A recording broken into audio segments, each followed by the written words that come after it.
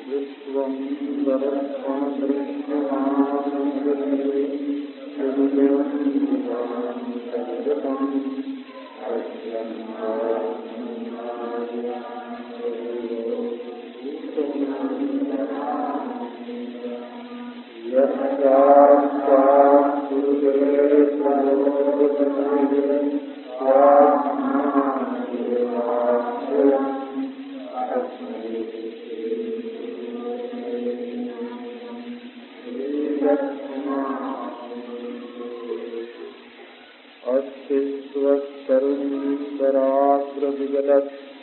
कल्पप्रसूनाप्लुतं वस्तुप्रस्फुटवेणुनादलहरी निर्वाणनिर्व्याकुलम् द्रष्टद्रष्टनिरुद्धविलसत् गोपीसहस्रावृतम्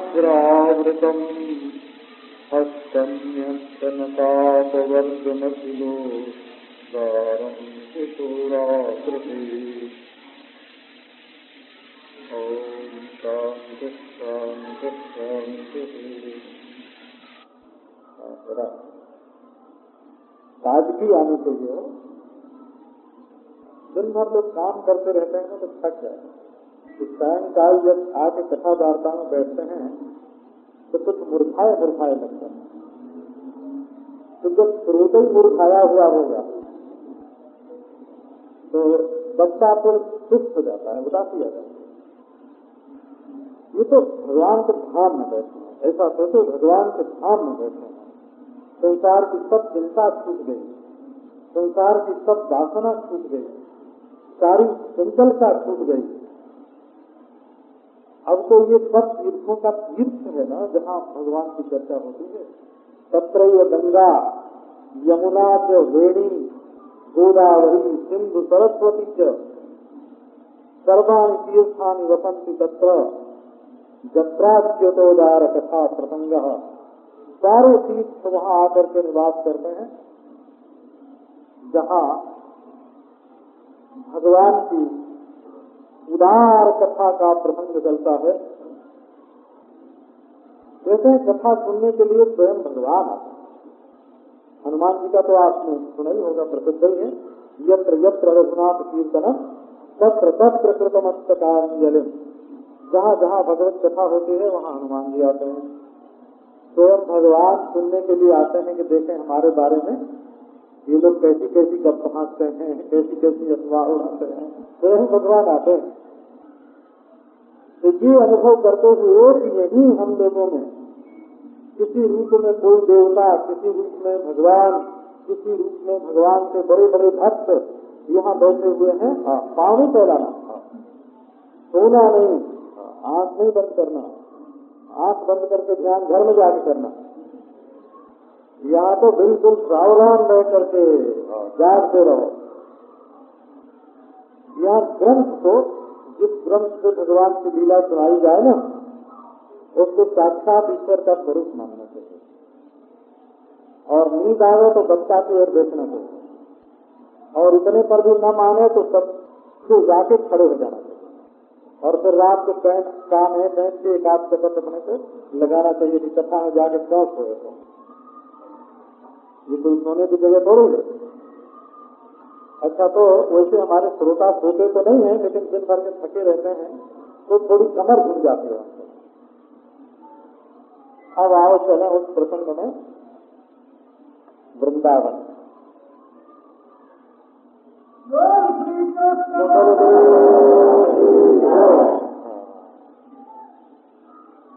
जहाँ की लता लता में रता गोपी है वहाँ की लता का असली नाम है रता।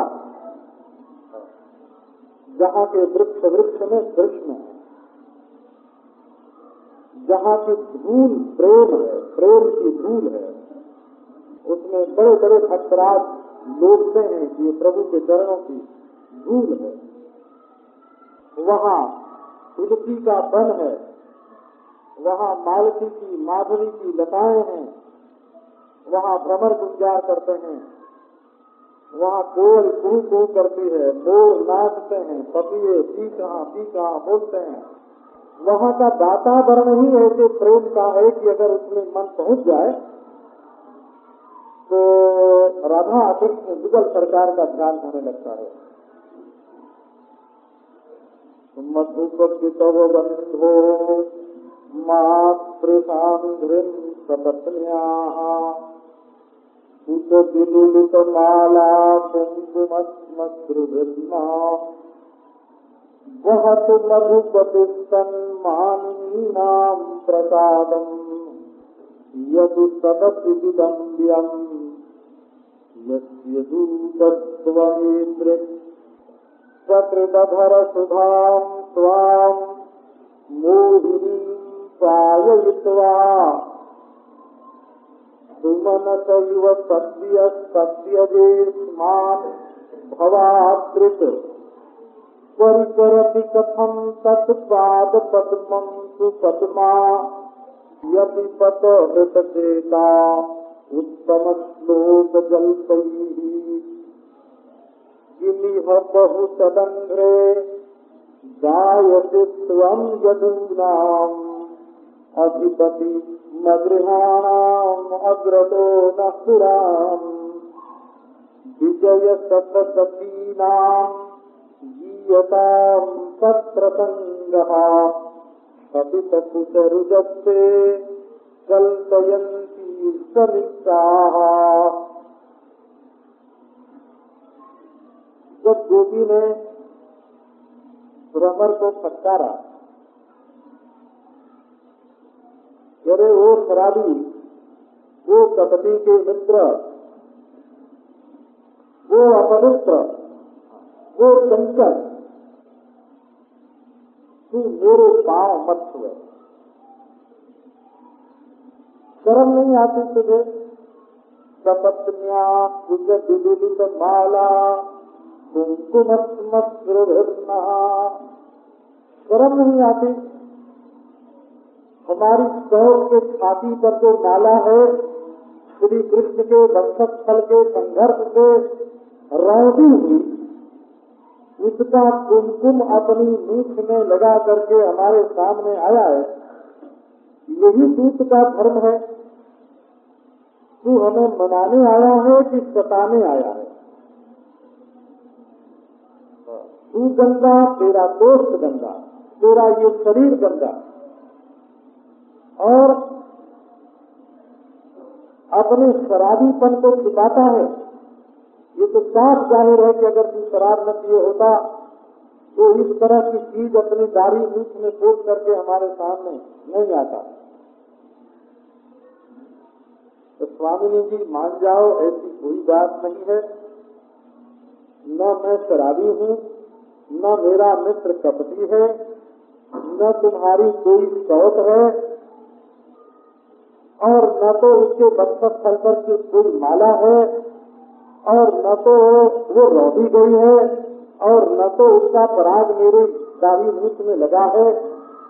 ये तो सहज स्वभाव से मेरे गालों की पीटीना है, पीलापन है, और फूल का रस पीना मेरा स्वभाव है। और मैं अपने मित्र को कभी किसी से मैंने कपट करते नहीं देखा है। आप कृपा करके हमें स्वामिनी अपना चरण स्पर्श करने दो। बोले कि दूर है, करे गए। अच्छा देवी, हमको नहीं छूने देती है तो हम जाते हैं, वही आकर के तुमको मनाएंगे। तो दूसरा चरण है, वह तुम मधुपति सन्मानिनीनां प्रसादम। मधुपुरी की जो मानिनी नायिकाएं हैं, उनको मना मना करके उनका प्रसाद श्री कृष्ण अपने सिर पर धोया करें। धोते रहे, क्योंकि एक को मनाएंगे तो दूसरी रूठेगी, दूसरी को मनाएंगे तीसरी रूठेगी। और उनकी बड़ी विडंबना होने वाली है जदुवंशियों की सभा में, क्योंकि ये बात फैल जाएगी क्योंकि तुम्हारे तरीके मूर्ख को, शराबी को, जिसको उचित अनुचित का ज्ञान नहीं है, उसको दूत बना करके उन्होंने भेजा। अब वो जो दूसरा अर्थ है ना आध्यात्मिक, वैसे पंडिताई की दृष्टि से तो बहुत अच्छा लगता है। पर जहाँ संस्कृत के पंडित ज्यादा होते हैं वहाँ भाषा का जो दाव पेच है वो आनंददायक होता है, और जहाँ श्रोता भाषा के दाव पेच पर ज्यादा ध्यान देने वाले नहीं होते हैं वहाँ उसका मजा कम होता है। तो अध्यात्म विद्या अगर सीखनी हो तो वेदांत शास्त्र में बिल्कुल स्पष्टम है, उसको कहीं से खींच करके निकालने की तो जरूरत पड़ती है।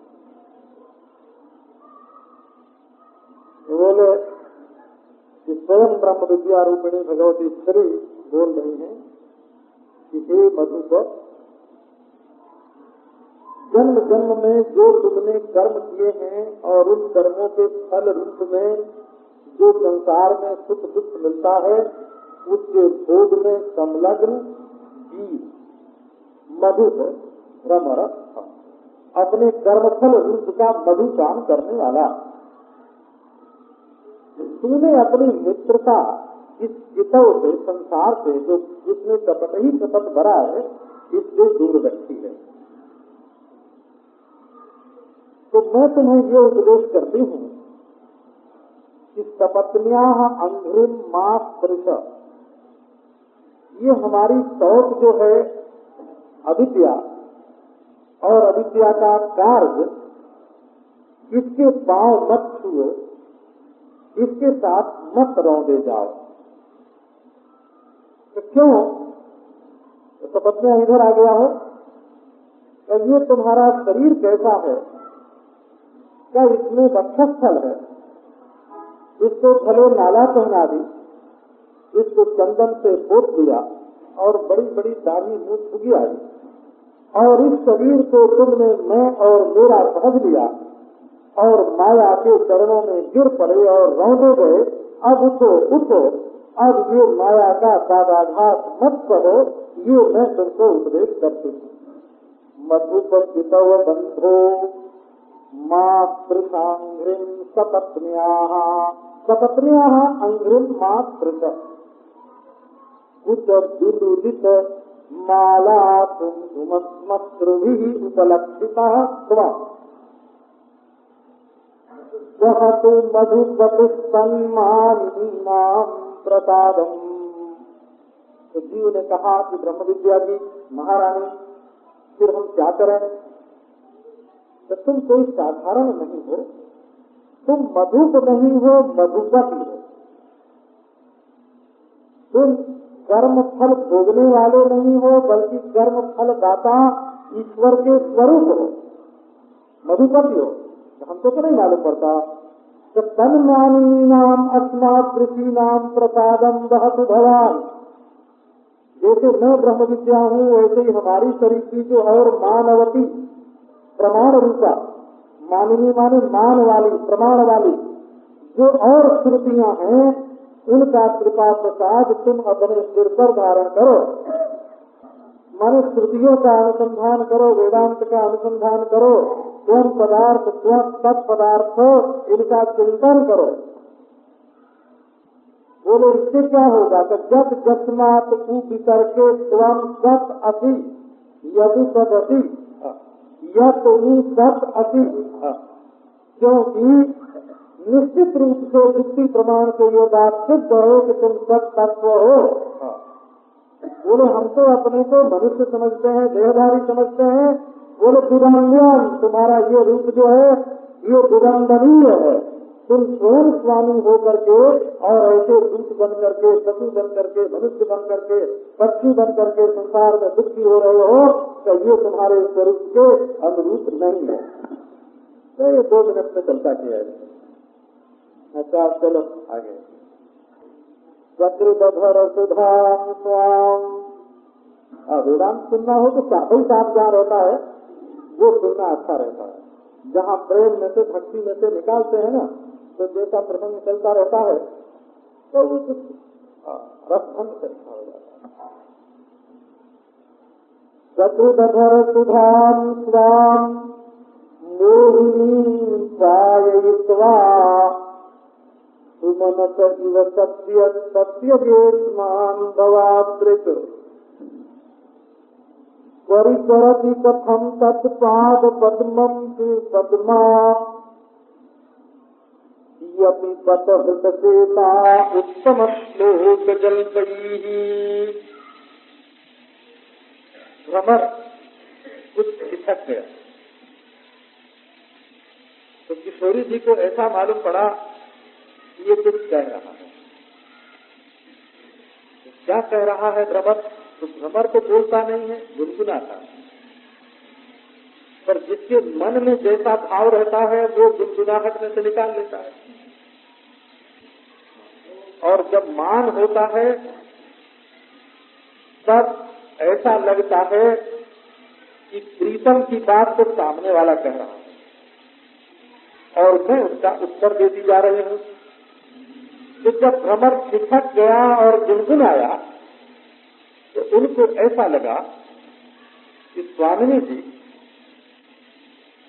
तुम्हारे प्राण प्रिय श्याम सुंदर जब मथुरा गए हैं तुम्हारे ध्यान में मग्न रहते हैं। उन्होंने किसी भी स्त्री की ओर आंख उठा करके वहां देखा नहीं, दूसरी कोई स्त्री है नहीं। आप ऐसा समझो कि सचमुच ही मथुरा में कोई गोपियों की शौक नहीं है। कुब्जा के पास भी उद्धव जी जब लौट के गए हैं तब श्री कृष्ण गए हैं। तो वो क्यों? तो उद्धव जी के मन में ये शंका हुई कि श्री कृष्ण कृतघ्न है क्या? ऐसी शंका हो गई उद्धव जी। इतना प्रेम किया गोपियों ने और ये निष्ठुर उनको छोड़ करके चला आया बिल्कुल, और हमसे भी साफ साफ नहीं कहा कि जाके कह दो कि हम आवेंगे और तब आवेंगे। तो क्या श्री कृष्ण के मन में कुछ निर्दयता है, निष्ठुरता है? तो भगवान श्री कृष्ण समझ गए कि उद्धव जी ऐसा सोचते हैं। तो बोले कि चलो चलो उद्धव आज कुब्जा के घर हुआ। उद्धव जी ने सोचा ये तो कुब्जा को भी नहीं छोड़ते हैं, कुब्जा का कुल भी कोई अच्छा नहीं, उसका आचरण भी कोई आचार भी कोई पवित्र नहीं, वंश भी अच्छा नहीं, कोई ज्ञान भी नहीं, कोई प्रेम भी बहुत नहीं। उसने जरा सा प्रेम किया श्री कृष्ण से और उसके प्रेम के भी जब ये कृतज्ञ हैं तो गोपियों के प्रेम के प्रति कृतज्ञ कैसे हो सकते हैं? ये बात उद्धव जी को समझाने के लिए श्री कृष्ण उन्हें ले करके कुब्जा के घर गए। तो अभी तक तो कुब्जा से भी भेंट नहीं है, केवल उसको भरी सड़क में ऊपरी से उठा करके सीधा कर दिया, इतना ही तो श्री कृष्ण पर ऐसा आक्षेप करने का तो कोई कारण नहीं है कि वहाँ जने जने से मिलते हैं और उनकी माला के कुंकुल जो है ये ले करके भौरा आया है, बोला मैं भौरा बोलता है मैं श्री कृष्ण का दूत हूँ, ये परम पवित्र हैं, मैं परम पवित्र हूँ, उनकी आज्ञा से आया हूँ, चंचल का मेरा स्वभाव है, इष्ट का रस में पीता हूँ, मेरा मित्र कपटी नहीं है। वो तो देवी जी तुम्हारे ध्यान में मग्न है। कहा मेरे सिवाय कुछ दूसरा उसको सूझता ही नहीं। कहा तब भ्रमर बताओ कि तब वो आता क्यों नहीं है? तो तुम रूठी हुई हो, मन जाओ तो आ जाए। तो मन कैसे जाए? उसने तो हमारे साथ बड़ा अन्याय किया।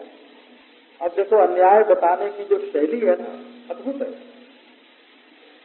शत्रुधर सुधाम स्वाम मोहिनी पाययित्वा सुमनसैव सत्य सत्यदेस्मान् भवादृशु। उद्धव जी, ऐसा ख्याल आता है एक बार, केवल एक बार उसने अपनी अधर सुधा का पान कराया। तब तो तुम्हें कृतज्ञ होना चाहिए कि उसने तुमको अमृत पिला दिया। एक बार भी किसी को अमृत पिला देना, उसको जरा मरण से विनिर्मुक्त कर देना है। तो बोले कि नहीं नहीं, उसने अधर सुधा कोई हमारा उपकार करने के लिए नहीं पिलाया, तो तब कहे तो पिलाया। बोले इसलिए पिलाया कि ये गोपी हमारे विरह में कहीं मर न जाए, जिंदा रहे इसलिए पिलाया। अच्छा, जिंदा तो रख दिया ना, अरे जिंदा भी कोई उपकार की बुद्धि से थोड़ी रखा। ये सोचा कि अगर कहीं ये हमारे विरह में मर गई तो फिर मैं किसको तकलीफ दूंगा, कष्ट देने के लिए कोई नहीं रहेगा। तो हमको अमृत पिला करके इसीलिए जिंदा रखा कि ये जिंदा रहेगी और उसको हम बारंबार बारंबार कष्ट देते रहेंगे, तकलीफ देते रहेंगे। तो काथा देवी जी तुम भूल जाओ उसको। बोले भूल कैसे जाए, मोहिनी पाययित्वा, मोह दे दिया ना, वो सुधा नहीं पिलाई, उसमें कोई मोह था। जैसे कोई जड़ी बूटी कोई जादू किसी दूसरे पर कर दे, ऐसे अधरों की सुधा में उसके कोई ऐसा जादू है कि एक बार उसने पिला दिया और हम तो बावरी हो गए। उसके साथ हमने जो प्रेम किया वो हमारा पागलपन था। अच्छा गोपी, हम अभी जाते हैं श्री कृष्ण के पास और कहते हैं कि तुम्हारी सुधा पी करके गोपी पागल हो गई है, उसको और चाहिए दो। और एक सोने के बर्तन में भर के हम वहां से अधर सुधा ले आते हैं और तुम बैठ के पियो। तो बोले नहीं, वो अधर सुधा है, अधर एवं सुधा अधर सुधा, उसके औषधि अमृत है। वो अधर कोई सुधा के आधार नहीं है, बल्कि उसके रोग स्वयं अमृत है। यदि उससे अलग हो जाएगी वो सुधा तो सुधा नहीं रहेगी। इसलिए हमें तो होश से लगी हुई जो सुधा है ना, उसमें मोहनी शक्ति है, ये बात हम तुमसे कह रहे हैं। अच्छा, तो ये एक बार क्यों कहा और अधर सुधा क्यों कहा और मोहिनी क्यों कहा, ये देखो। चक्रधर सुधा स्वाम मोहिनी पाययित्वा सुमनस इव सत्य सत्यदेस्मान् भवादृक्। सकृत माने एक बार। एक बार कहने का अभिप्राय ये है कि जहाँ प्रेम होता है वहाँ बहुत बार की चीज भी एक ही बार की मालूम पड़ती है। जहाँ राग बहुत होता है ना, राग, किसी से हो राग और उसके पास जाओ तो घंटे 2 घंटे बैठो और लौटने लगो तो ऐसा लगेगा कि अभी तो 5 मिनट भी नहीं हुआ है। बहुत समय भी थोड़ा समय लगता है, बहुत मिलना भी थोड़ा मिलना लगता है। और महाराज आजकल प्रेमी कैसे होते हैं, तो मान लो 4 दिन नहीं मिले ना, तो फिर आए तो बोले अरे भाई तुम तो बहुत दिन के बाद मिले। तो बोले वाह, अभी 4 ही दिन तो हुआ है तुम्हारे पास आए। अब अच्छे अच्छे प्रेमी है ना जिनको 4 दिन कुछ मालूम ही नहीं पड़ता। जहाँ प्रेम में क्षण का विरह भी कठिन मालूम पड़ता है, वहाँ ऐसा प्रेम कि 4 दिन कुछ मालूम ही नहीं पड़ता। तो ये गोपी है। और बारंबार तो तुमको श्री कृष्ण ने अगर सुधा पिलाई करना ना, कौन कहता है, केवल एक बार। और सुष्ठु दधाती मादकत्वादिना गृहणाती इति सुधा। अधर एवं, इसको अधर को अधर क्यों कहते हैं? तो प्रेमी लोग इसको घर के रख नहीं करते। अधर जो पकड़ के अपने पास रखा न जाए, अगर उनकी चले पास न रहने जाए अपने पास में, तो घर के अपने पास पकड़ के नहीं रख सकते, इसलिए उसका नाम अधर। तो अधर सुधा मैंने धरती की सुधा नहीं, धरती की सुधा नहीं, अथवा घोरों को कहते हैं हे अधर चतुष्धाम पाए। घोरों की पकड़ में नहीं आता है, बारम्बार हो जाता है, पकड़ में आ जाए तो पूरे पंख छोड़ है ना। अरे हो अधर, एक बार उसने केवल सुधा मिलाई थी, अब इसमें देखो कई बार बोलते हैं ना इस बात को, इसको कितनी बार बोलते हैं इतना इसका भाव। इसका अर्थ है कि बारंबार पीने के लिए गोपी के मन में तृष्णा तो बहुत है, लालच तो बहुत है कि बार बार पीने को मिले, और बहुत बार को एक बार बताने में ये व्यंग है, जो ध्वनि है कि बारंबार पीने को मिले। ये क्या है? ये प्रेम का अमृत है ना, ये प्रेम का अमृत है, जिसके मन में सद्गुरु की कृपा है, साधना के अनुष्ठान से, ईश्वर की प्रसन्नता से ये लालसा उदय हो गई कि हम स्वयं भगवान के अमरामृत का पान करें, तो उसके लिए इस माया की सृष्टि में कोई भी वस्तु को नहीं रह जाती। जो मोहिराम लागते मीठे, तो नवरस खसरस अनरस रस हो जाते सब पीछे, जो मोहिराम लागते मीठे। अब गोपी को संसार में कहीं रस नहीं है। अरे गोपी, अच्छा जो हुआ तो हुआ, अब तो छोड़ो। बोले कि छोड़ो कैसे? मोहिनी पायित्वा, वो तो मोह देने वाली है ना। मोह माने जिसमें आदमी का विचार जो है वो खो जाए। देखो मोह शब्द का वैसे तो अर्थ है कि जिसमें चित्त विपरीत हो जाए। मोह वैचित्ति, वैचित्य माने चित्त की विपरीतता को मोह बोलते हैं। लेकिन माँ ऊहा यत्र, ऊहा को उदेर को, जिसमें सोचने की शक्ति न रह जाए उसका नाम मोह। तो ये मोह प्राप्त हो गया है। अब एक बार दृष्टि को यहाँ पे हटा के भगवान के उस रूप पर ले चलो जहाँ मोहनी बन करके, मोहन से मोहन और मोह से मोहिनी, मोह से बना मोहिनी और मोहन से बना मोहनी। तो वो जो मोहन है, मोहन उससे दोनों बन जाता है। तो वो जो मोहन है, मोहन वो बना मोहनी, और उसने देवताओं को सुधा का पान कराया, और सुधा का पान करा करके क्या किया? सुमनसा सत्य सत्य, सुमनसा माने देवता, देवताओं को छोड़ दिया, तुरंत अंतर्धान हो गया।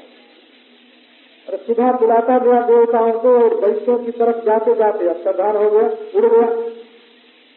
तो जैसे जहाँ नारायण ने छलिया रूप ग्रहण किया, वैसे श्री कृष्ण ने यहाँ छलिया रूप ग्रहण किया।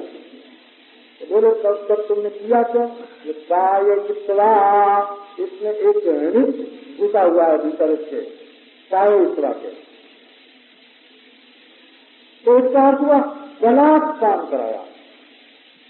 सुमन सैव सत्य सत्य मान भवात्रिक, और जैसे तुम मालती को छोड़ करके चले जाते हो भ्रमर, जैसे देवताओं को छोड़ करके वो छड़िया मोहनी रूप धारण करने वाला चला गया, वो ऐसे श्री कृष्ण भी चला गया। अब देखो यहाँ क्या बोलते हैं कि मालती के फूल में कोई दोष नहीं रहता है, वो कोई पुरानी नहीं पड़ती, मुरझा नहीं जाती है, ये भौरे का ही दोष है कि मालती को छोड़ करके चला जाता है। तो जैसा भ्रमर तुम्हारा स्वभाव है वैसे ही कृष्ण का स्वभाव है और वो हमको छोड़ करके चला गया। अब भौरा फिर गुनगुनाया। जब भौरा गुनगुनाया तब गोपी को ये ध्यान आया कि भौरा कुछ कह रहा है। क्या कह रहा है? परिचरति कथम तत्पाद पद्मं सुपद्मा। अरे गोपी, स्वामिनी, किशोरी देवी, तो देवी जी स्वयं ही तो सोच रही है ना कि भौरा ऐसा कहता है। तो भौरा कहता है कि यदि वे इतने कपटी हैं तो पद्मा उनके चरण कमल की परिचर्या क्यों करती है? एक तर्क है। पद्मा माने लक्ष्मी, जो भगवान के पद में रहे उसका नाम पद्मा। पद की जो माँ है, माँ माने शोभा है। पद शब्द अकारांत भी है और हलंत भी है। पदभ्याम पदभ्याम पदभ्याम बोलते हैं ना, पदा। तो पद शब्द हलंत है। तो जो भगवान के पद में माँ बन करके, शोभा बन करके निवास करे उसका नाम पद्मा।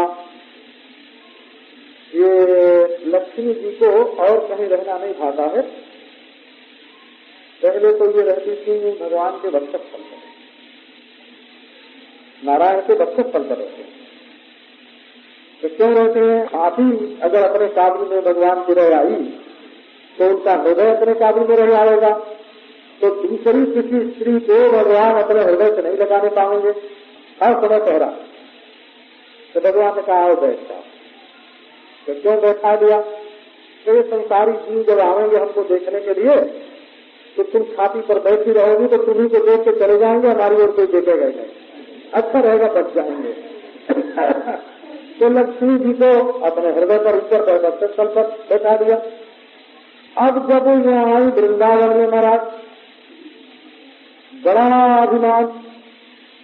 अब यहाँ जो देखा तो एक एक ज्योति ऐसी कि सैकड़ों सैकड़ों लक्ष्मी उसके ऊपर निछावर कर दी जाए। तो अब कृष्ण की छाती पर चढ़ने की तो उनकी हिम्मत नहीं करी। उन्होंने सोचा कि यहाँ रहूंगी मैं तो रह भी जाऊंगे, डर गए। तब उन्होंने जगवान छया श्री ललना तरपा, श्री कृष्ण के चरण अरविंद की धूल में हमको निवास मिले, इसके लिए लक्ष्मी ने तपस्या की। वृंदावन की गली साफ की, वहाँ की लता को सजाया, वहाँ के वृक्षों को संवारा, वहाँ की गायों को सुंदर बनाया और श्रीर्यत पदाम्बुज रजत जकमे सुलभ्या लब्ध्वातु वक्षसि पदम सुलभ्यजस्ताम। जब कृष्ण के पास आई लक्ष्मी तो श्री कृष्ण बोले कि मैं नारायण हूँ, लक्ष्मी जी आओ तुम मेरे वक्षस्थल पर बैठो। तो लक्ष्मी जी बोली कि ना बाबा, मैं यहाँ तुम्हारे वक्षस्थल पर नहीं बैठूंगी।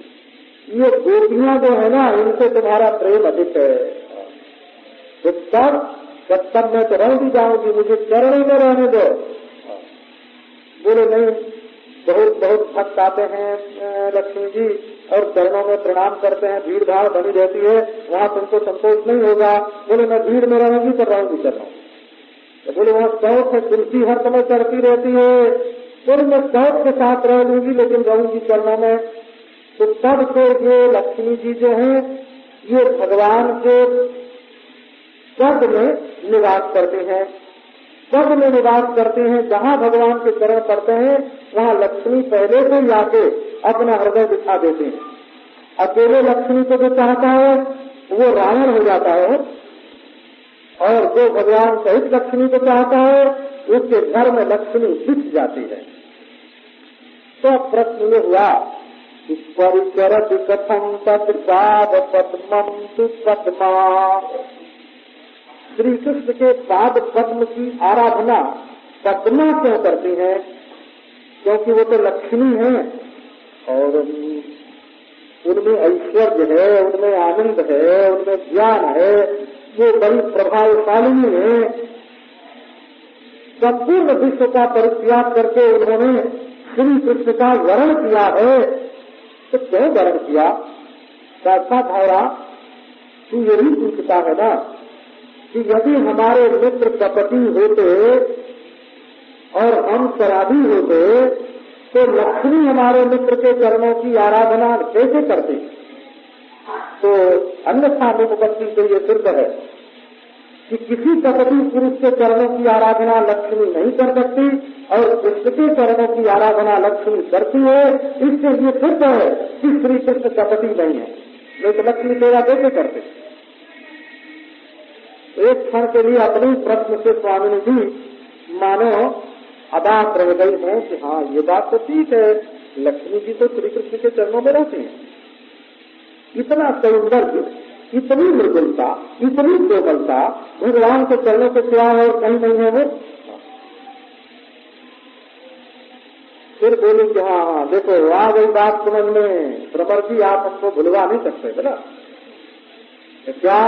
यति बतहृतचेता उत्तम श्लोक जलसवी। तो लक्ष्मी भी चक्कर में आ गई। जैसे तब वो दिल का तो कपटी है लेकिन मिठ बोला बहुत। अति बतहृतचेता उत्तम श्लोक जलसवी। अवश्य उत्तम श्लोक के जलकों ने जो उत्तम श्लोक मीठी मीठी प्यारी प्यारी बातें हाथते हैं लक्ष्मी के सामने, उनको सुन करके लक्ष्मी जी का जो चित्त है वो अपने बस में नहीं रहा। उत्तम श्लोक जलसवी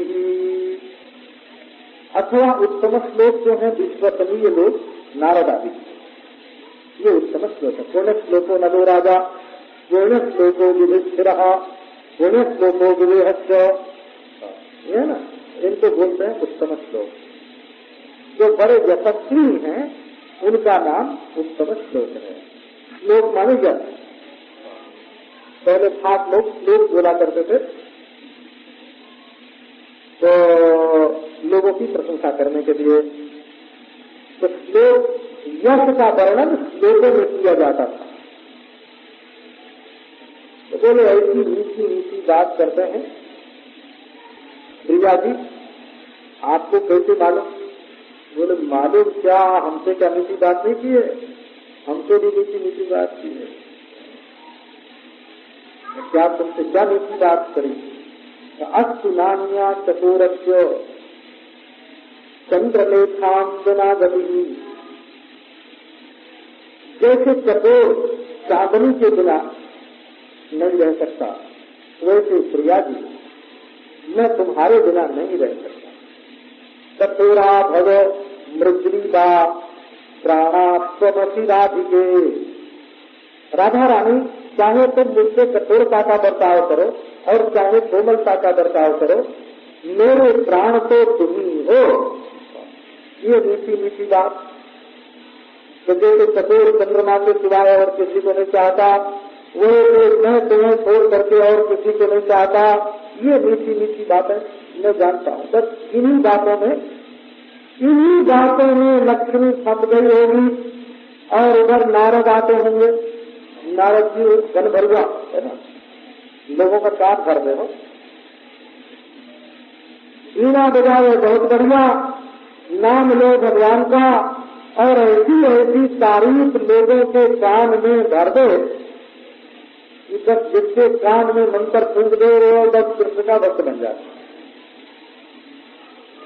बोले बस उत्तम श्लोक जलसवी। ये जो भगवत भक्त नारद आदि उत्तम श्लोक हैं, उन लोगों ने लक्ष्मी से कुछ ऐसी ऐसी बातें की होंगी कि बेचारी का मन वो भोली भाली, आखिर तो जल की बेटी है। आप जानते हैं लक्ष्मी के बाप का नाम आपको मालूम है? समुद्र में तो निकली ना, तो समुद्र क्या है? तो जल है। तो जल है तो फिर और ला में भेद नहीं होता, इसलिए जल है ना। ये महाराज ये देवता लोग जो होते हैं जान बूझ करके जल की जो पुत्री होती है ना, शंकर जी ने किससे ब्याह किया? पहाड़ की देवी से। भोली भाली पहाड़ हो, ये बहुत चतुर चालाक जो होती है ना, उनको देवता लोग पसंद नहीं करते हैं। ब्रह्मा जी ने किससे विवाह किया? वो भी कमल की पुत्री है, वो भी तो जड़ ही है। अच्छा, विष्णु भगवान ने किससे विवाह किया? तो समुद्र की बेटी से किया। तो वो भी कहती हैं कि हमको देखो, श्री राधा रानी तो ऐसी कोई जड़ समुद्र की बेटी नहीं है, कि जड़ पहाड़ की बेटी नहीं है, कि जड़ कमल की बेटी नहीं है, कैसे की बेटी है? तो वृषभान उनमें नहीं है। वृष माने धर्म और भानु माने सूर्य। धर्मानुष्ठान में जो सूर्य सदृश है, शुद्ध बुद्धि शुद्धांतःकरण जो पुरुष है, उसकी पुत्री आराधनात्मिका, ये राधा रानी आराधनात्मिका, ये राधा रानी है। और लक्ष्मी बावली है। तो क्यों बावली है? कि वो उनके जो दलाल है महात्मा लोग और बड़ी मीठी मीठी बात करने वाले वो स्वयं उनमें फंस गई, इसलिए उनके चरणों की सेवा करने लगे। लेकिन भ्रमर कहीं तुम हमें भी रोजा मत समझ लेना, बोला चक्रधर सुधाम स्वाम मोहिनीं वाययित्वा सुमन सैव सत्य सत्यजेत्मान भवादृक् चरचरति कथम तत् पाद पद्मं सुपद्मा यदि ततहृतचेता उत्तम श्लोक गल्पयी। परंतु भौरा तो गुंजार करता ही रहा। ये देखो, एक बात ध्यान में आनी चाहिए, ये बात कोई होशवास में रहने वाला कोई ज्ञानी पुरुष नहीं बोल रहा है ना, और न तो अन्नदाता धनी क्षमा करने वाला बाप जी करने वाला कोई सेवक कोई बात नहीं बोल रहा है। ये तो कोई मित्र की बात नहीं है और कोई पुत्र की बात भी नहीं है। ये तो एक परम प्रेयसी अपने परम प्रेयान से ये बात कर रहे हैं। तो सचमुच इस तरह से ईश्वर से बोलने का अधिकार बिना प्रेम के नहीं आता है। और प्रेम भी छोटा मोटा प्रेम नहीं, ये नहीं कि 5 मिनट में प्रेम हुआ, यहाँ तो आप तुम और तू होने में 5 मिनट लगते हैं। तो ऐसा प्रेम नहीं हो। वो प्रेम दिव्य प्रेम, जहाँ प्रेम स्वयं आत्मा का स्वरूप है। इस प्रेम में कल जैसा सुनाया था ना, जब महाभाव दशा की उत्पत्ति होती है और उस महाभाव दशा में भी दिव्योन्माद होता है, क्योंकि विरह की जो स्फूर्ति है वो प्रेम की नीची दशा में भी नहीं होती और प्रेम की ऊंची दशा में भी नहीं होती। ऐसा वर्णन मिलता है कि प्रेम की पराकाष्ठा में लोग बोलते हैं कि कैतव रहितम प्रेम न भवति मानुषे लोके। मनुष्य लोक में निष्कपट प्रेम नहीं होता। और यदि कपट माने, कपट क्या होता है? प्रेम में कपट क्या है? तो कपट है अपनी कामना, अपने भोग की जो वासना है उसी का नाम प्रेम में कपट है। काम ही कपट है।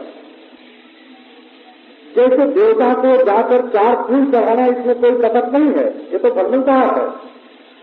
लेकिन 4 फूल चढ़ा करके जब 4000 रुपया उसको चाहते हैं, है ना, तो वो 4 फूल चढ़ाने में कपट हो जाता है। ये कामना ही तो कपट है ना। तो प्रेम में कपट है भोग की वासना। तो जहां तक भोग की वासना रहती है चित्त में, वहां तक शुद्ध प्रेम का उदय नहीं होता है। और यदि शुद्ध प्रेम का उदय हो गया तो विरह नहीं होता। और यदि विरह भी हो गया तो फिर अलग अलग जीवन नहीं बने। ये उच्च कोटि के प्रेम है, ये बात सुनिश्चित है। ऐसा समझो कि शुद्ध प्रेम और काम इसमें बहुत फर्क है। शुद्ध प्रेम में अपने प्रियतम को सुख पहुंचाने की लालसा होती है और सुख पहुंचाते हैं, और अपने को कष्ट दे करके भी उनको सुख पहुंचाते हैं, है ना। और यहाँ तक कि अपने को 1 करोड़ दुख मिले और अपने प्रियतम को 1 करोड़ का करोड़वां हिस्सा भी सुख मिले, तो अपने प्रियतम के जरा से सुख के लिए भी अपने को बड़े से बड़े कष्ट में डाल लेते हैं। तो इतने ही नहीं, उच्च कोटि के प्रेम में अपने प्रियतम को सुख पहुंचाते समय भी मन में ये शंका बनी रहती है कि हमारे इस सुख पहुंचाने में कहीं इनको दुख न पहुंच जाए। जब तो विजात करना गुरुहम करेगी गीता सनई प्रिय कभी नहीं कर कतेषु। हमारा वक्षस्थल कर तुम्हारे चरणारविंद कोमल, हम जानते हैं कि हमारे वक्षस्थल पर यदि तुम्हारे चरणारविंद रखे जाए तो तुम्हें सुख मिलेगा, लेकिन हमें डर ये लगता रहता है कि कहीं उसमें भी तुमको दुख न पहुंच जाए। ये उच्च कोटि के प्रेम में, उच्च कोटि के प्रेम में अपने प्रियतम के संबंध में इतनी सावधानी रहती है। तो इसमें ये विद्योन्माद की दशा प्राप्त हो जाना, विद्योन्माद की दशा प्राप्त हो जाना, और उस विद्योन्माद की दशा में देखो यहाँ दोष लगाते हैं अपने प्रियतम पर ये होशवास की हालत नहीं है। इसका ये अर्थ नहीं है कि लड़ाई की जाए, इसका ये अर्थ है कि अपने प्रियतम को पहले तो सत्य बता रहे हैं। सत्य माने कृपा। एक बार उसने केवल अधर सुधा का पान कराया, कितना कृपा है, कंजूस है ना। अच्छा, और दूसरे उसने भी जादू टोना कर दिया है, कपटी है, और उसके बाद छोड़ करके चला गया तो बोले निर्दय है। और बोले कि बढ़िया बात बना करके लक्ष्मी करी थी, प्रभावशालिनी और ऐश्वर्य संपन्न श्रीमती को भी जो फंसा लेता है, उसने अगर हम लोगों को भूरी भारियों को इस तरह से ठग लिया तो इसमें क्या आश्चर्य है। तो इसमें भी दोषारोपण है। तो ये दोषारोपण क्या है कि ये हृदय में जो अतिशय प्रेम है उसका सूचक है। कभी भगवान के साथ संबंध हो गए तो कैसा, तो हमारा संबंध भगवान के साथ बढ़ते बढ़ते इतनी घनिष्ठता को प्राप्त हो जाए जहाँ ये ईश्वर है और हम जीव हैं, ये भेद ही न रहे। ये बड़े हैं, हम छोटे हैं, ये ईश्वर हैं, हम जीव हैं, ऐसा भेद न हो करके ऐसा साधारणीकरण, ऐसा समत्व इस प्रेम से एक अज्ञात चेतना में उत्पन्न हुआ है कि दिव्योन्माद की दशा में भी कोटि व्याकुल होकर के उन्हीं की चर्चा कर रही है। उद्धव जी इसको सुन रहे हैं, तो वो मैं इनको कौन सा वेदांत समझाऊं जिनकी ये दशा, श्री कृष्ण ने जिनका इतना प्रेम कि बहुत तंग्रे जायसी त्वं यदूनाम अधिपतिमगृहाणाम अग्रतो न पुराणम विजयत कठिनाम गीयताम तत्प्रसंगः शपितकुचरुजस्ते कल्पयन्ति समीक्षाः न मयय समेता मालिनी भोगी दोषी। इस छंद का नाम मालिनी छंद है। मालिनी ये माला बन करके अपने हृदय के भावों की माला बना करके मानो श्याम सुंदर के गले में पहना।